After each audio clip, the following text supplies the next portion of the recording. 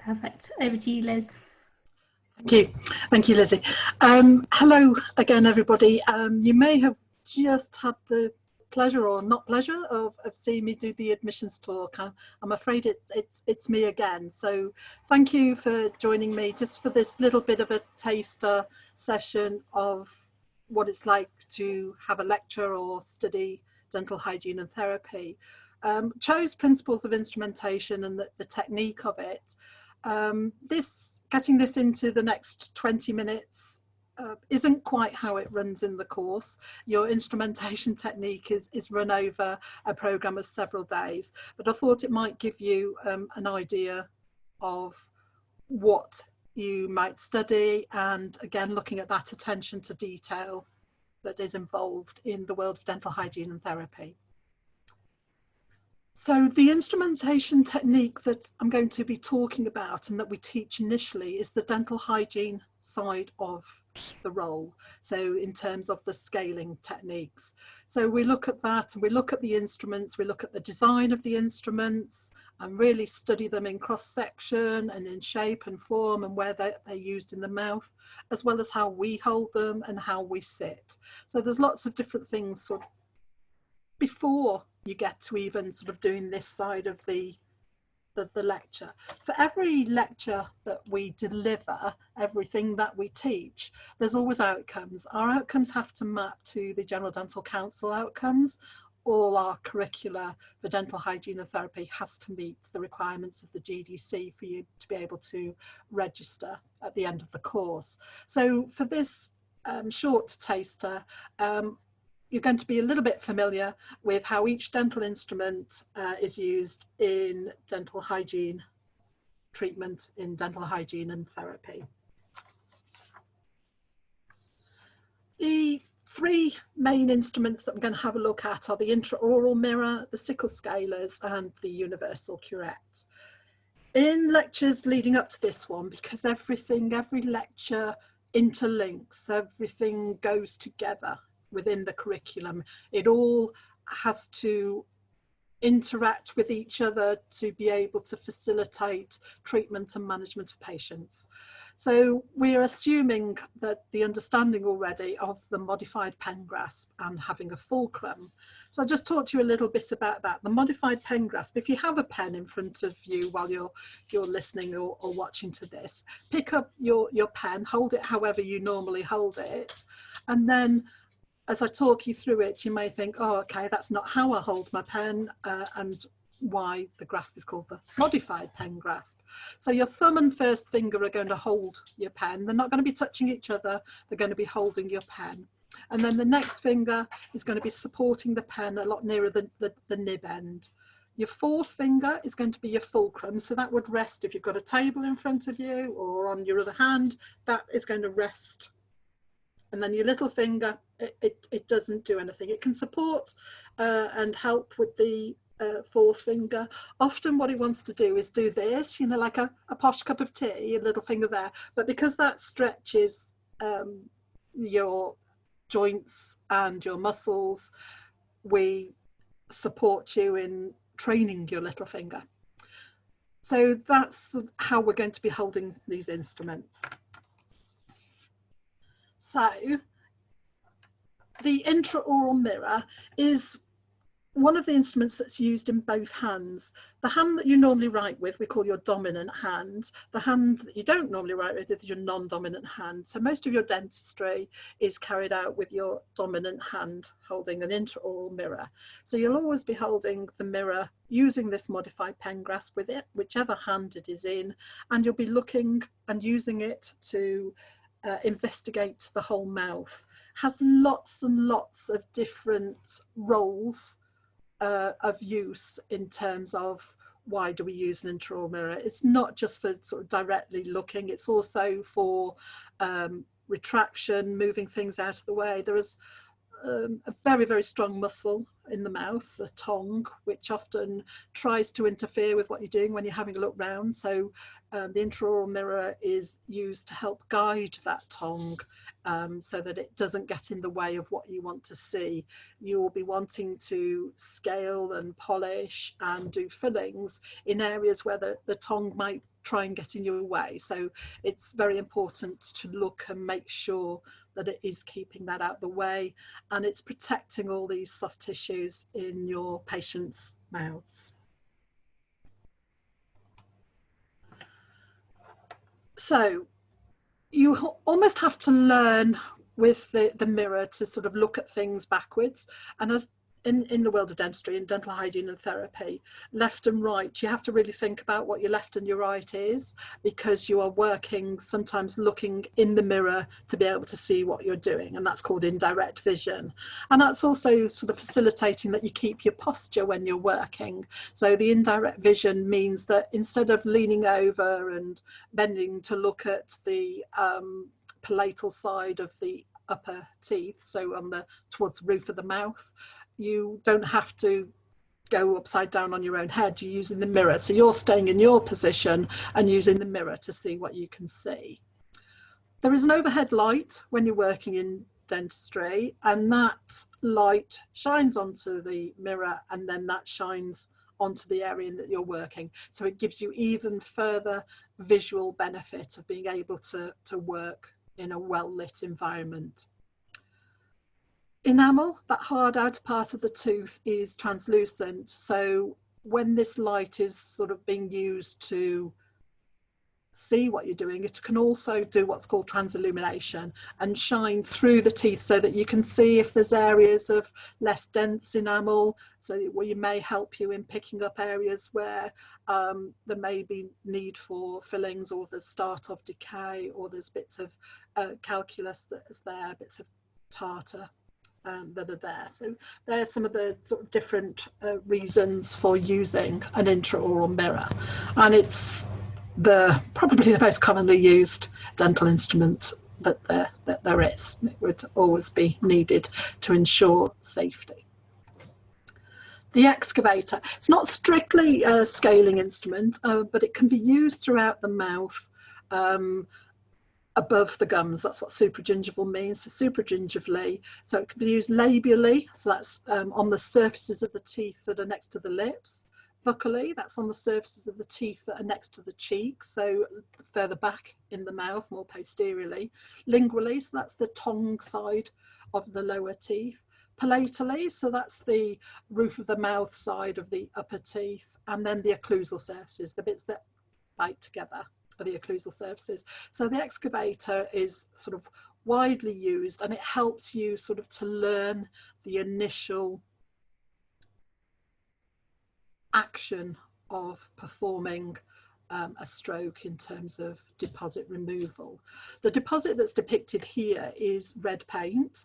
We tend to use green paint these days, so you will see green paint in your dreams. We move on from green paint to a polyfiller mix, which it sounds like, oh, okay, polyfiller, but calculus, the tartar that you're going to be removing via scaling, is extremely tenacious. So it's really important to understand the best technique and each instrument and how you're going to remove it. There's a repetitive sort of element to this taster lecture, and this will be throughout the different instruments. Like the procedure of use, you're going to hold the excavator in your dominant hand. You're going to make sure you've got that fulcrum with that fourth finger, that ring of head. And that fulcrum, that finger rest, ideally needs to be as close to the area in which you're working as possible. So when we talk about manual dexterity, and it's been being able to get your hand into sort of small areas so that your fourth finger is going to be working really close, and there it is, to your other thing. So it's all coming into quite a small sort of area. The instrument, when you are working with it, it is designed to have a working end for a specific purpose or for multiple purposes.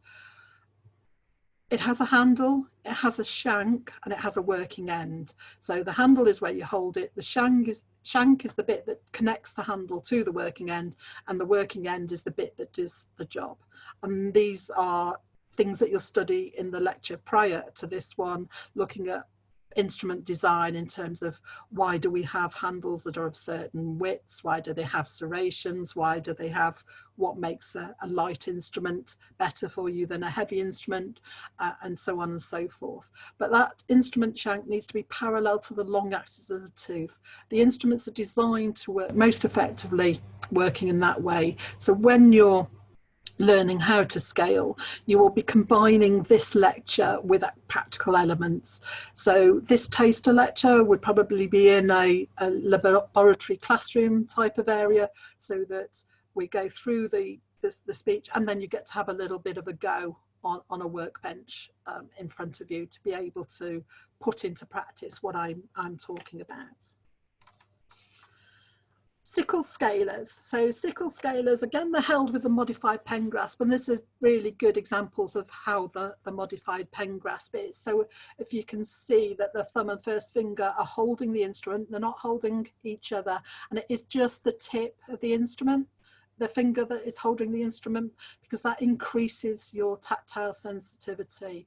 A lot of what you do in terms of scaling is by feel, is by sense, because you can't see beneath the gums, you have to feel with the instrument. So that tactile sensation of feeling what this working end here of this instrument does is very important. So that's why fingertip hold is what we say. So thumb and first finger holding the instrument, third digit second finger supporting it, and you're going to have a fulcrum, and then your little finger's just going to be tucked away. So the sickle scalers are used for all teeth, mainly above the gums, so supragingivally, and for going in between the teeth where access allows. The anterior sickle scaler is this one, has more of a sort of single sickle to it, a single curve to it, and that's working on your anterior teeth, so your incisors and your canines. The design of this is because your incisors and canines just have the single root, so the design of the instrument facilitates being able to access that. Whereas this posterior sickle scaler, a mini sickle, has a double bend here, and that's to get around the premolars and molar teeth, which are more bulbous and have more roots. As I said, procedure of use. You hold the instrument in your dominant hand, you have that fulcrum to make sure you're safe and secure. The reason you need that fulcrum is A, you're working with very sharp instruments, hopefully, and B, within the mouth there are so many substances that can make things slippy. So you're going to come across saliva, you're going to come across blood when you're scaling. So you need to make sure that you are in control of that instrument and not allowing it to do any damage. The shank needs to be parallel to the long axis of the tooth. Long axis of the tooth is, if you imagine the tooth right up to its root. Again, this is where prior knowledge of tooth morphology comes into it, so you know which tooth has how many roots and which position those roots are in, which shape they go in. It's very important to be able to work out how you're keeping parallel to the long axis of the tooth. Most of the stroke activation that you will do with these sickle scalers is a sort of a vertical stroke, maybe an oblique stroke. You can also do horizontal strokes. So it's really important you always work in a direction away from the gingival margin, again, to make sure you're removing deposit from that area and moving it away out into the mouth to be removed via either suction or by a patient rinsing. Most scaling is carried out most effectively between about 70 and 80 degrees of the blade of the instrument. So that working end that I talked about, it has blades on the end of it, and it's making sure that those blades are at that angulation to facilitate the removal of the deposit.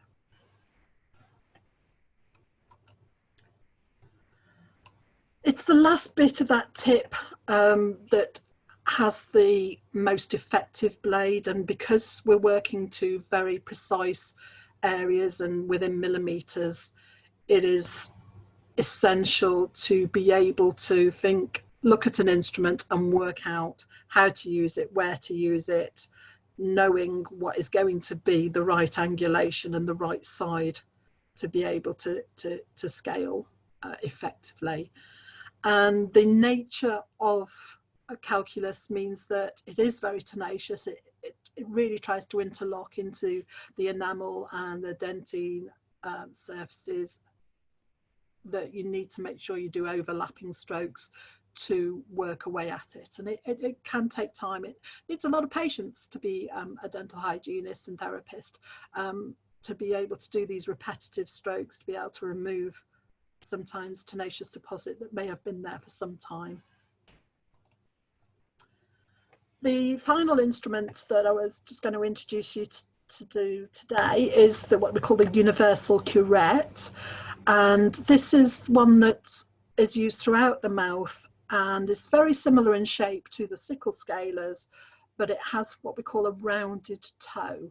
That means at the very tip of it, whereas the Sickle Scalers came to a sharp point, this comes to a rounded end, if you like, a toe as we call it. And that's to enable us to insert it subgingivally, so below the gums, more effectively without causing any trauma. It is held in your dominant hand. We're not going to suddenly start trying to scale with, just don't ask me to scale with my left hand, it just wouldn't work. We need that fulcrum, we need that finger rest to make sure that we have that stability, that we are in control of the instrument. That terminal shank is parallel to the long axis of the tooth. And again, we're using these vertical and oblique strokes, mostly with some horizontal movement as well, overlapping these strokes to make sure that we are removing the deposit. I'm going to go through the adaptation and stroke in a minute, just as the sort of final part of this taster. But again, with the universal curette, very much like the Sickle Scalers, it's about using that terminal third of the tip to maximise the scaling and working at that angulation that is most effective for deposit removal. It's very much not about strength, it's about technique. So in terms of scaling, it's not about the amount of pressure and how hard you are gripping the instrument. In fact, you need a very light grasp, and it's one of the things that we teach, that you need to have a light grasp of that instrument to have that tactile sensation. As soon as you start putting up too much pressure with your digits, it does affect the longevity of your career and how tired your hand and wrist become in terms of deposit removal. Okay, so the final bit of this taster is about actually making that stroke. So we're going to take one of those instruments, if you like, and work out how we are going to make it move vertically, obliquely, or horizontally to make that stroke.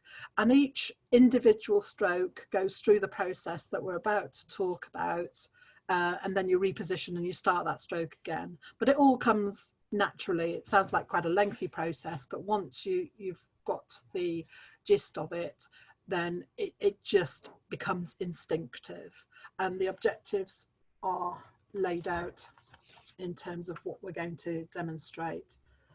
Often we have a definition. So scaling is the, reading from the slide, the removal of deposits, secretions, and stains from those parts of the surfaces of the teeth which are exposed or which are directly beneath the three margins of the gingivae, including the application of medicaments thereto. So in normal terms, so we look at this mouth, and you will come across all sorts of things, and it's one of the reasons this picture is included in this taster, in that there are all sorts of different situations that you're going to need to deal and see and be able to cope with. So this particular patient has inflammation of the gingivae, they have hard and soft deposits in the mouth, so they have plaque, they have calculus, they have suppuration, so they've got pus coming from beneath the gum margins, the gingival margins. So scaling and oral hygiene instruction are going to really help and benefit this patient to improve their oral hygiene. So scaling technique, it's a 5-stage process. First you adapt the instrument, then you make sure it's at that right angle, not a right angle, but the correct angle, should I say, which is 70 to 8 degrees, not the 90 degree. So that you get the correct angle, that you then make sure you're stabilized. Remember that fulcrum we talked about? You then do that stroke activation vertically, obliquely, and then you reposition and you start all that over again. You adapt, angle, stabilize, and do another stroke.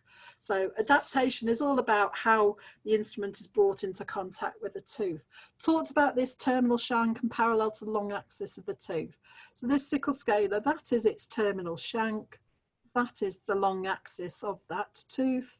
So that is parallel to that. So that is enabling you to be able to adapt the instrument to make sure it is going into the right area. What we're then going to do is angle it. So once we've adapted it, we're going to make sure it's at an angle within this range, around about 70 to 80 degrees is the ideal angulation for scaling, for removing deposits. That's where we go with that. So we've adapted it, then we've angled it so that we can maximize the scaling potential. We're going to make sure we're stable, so we've got that fulcrum, we've got that fourth finger on a hard tissue. That means a tooth as close to the area in which we are scaling as possible, and then we are going to make the stroke. So activation. So that's the way we are going to then move the instrument. Now there's 2 main movements that we do and that we teach. And the first one is a rotating motion. We call the wrist rock, if you like. So whether you can see my wrist, is just like this. So it's as if you are turning a doorknob, and it's literally just the wrist that moves. When you first start to do this, you might sort of, oh, it'll be this that's moving, so or the whole body will get involved, but it isn't. It's literally just the wrist that moves to make that movement. The other motion that we use is a digital motion. We try and get the wrist rock going first, and that's one reason why the Excavator is the instrument that we use first, to get that wrist rock, to get that motion working. The digital motion is where we flex the fingers, so the fingers move back and forth. They don't move on the instrument. They still keep the hold on the instrument, but they bend backwards and forwards. So they are the 2 main movements in terms of stroke activation. Vertical, always in a direction away from the gingival margin, so from root towards tooth. Oblique, the same, and then horizontal, a little bit more challenging, working around the neck of the tooth, but always making sure that we are safe and we are overlapping. Safety is paramount in terms of instrumentation. We then reposition to be able to start it all over again to do the next stroke. And that is the simple, straightforward, hopefully, introduction to scaling. Thank you very much for listening. And breathe.